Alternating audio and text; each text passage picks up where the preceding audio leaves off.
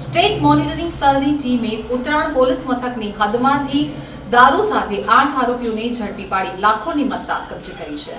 ગાંધીના ગુજરાતમાં દારૂબંધી માત્ર કાગળ ઉપર જ રહી ગઈ હોય તેવું લાગી રહ્યું છે, કારણ કે સુરતમાં વખતો વખત દારૂના અડ્ડા ઉપર સ્ટેટ મોનિટરિંગ સેલ દ્વારા દરોડા પાડી સ્થાનિક પોલીસની પોલ છતી કરવામાં આવે છે. ત્યારે વધુ એક વખત વિજિલન્સ દ્વારા ઉત્તરાણ વિસ્તારમાંથી દારૂનો જથ્થો ઝડપી પાડ્યો હતો, જ્યારે બુટલેગર સહિત 2 ભાગી છૂટ્યા હતા.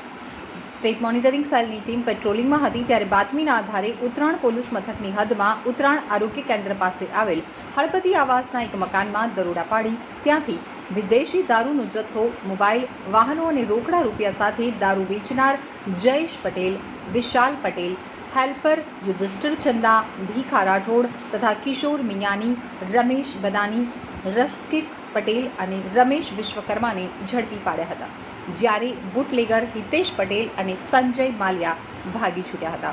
તેઓને વોન્ટેડ જાહેર કરી તમામ વિરુદ્ધ ઉત્તરાણ પોલીસ મથકે ફરિયાદ નોંધાવતા વધુ તપાસ ઉત્તરાણ પોલીસે હાથ ધરી છે.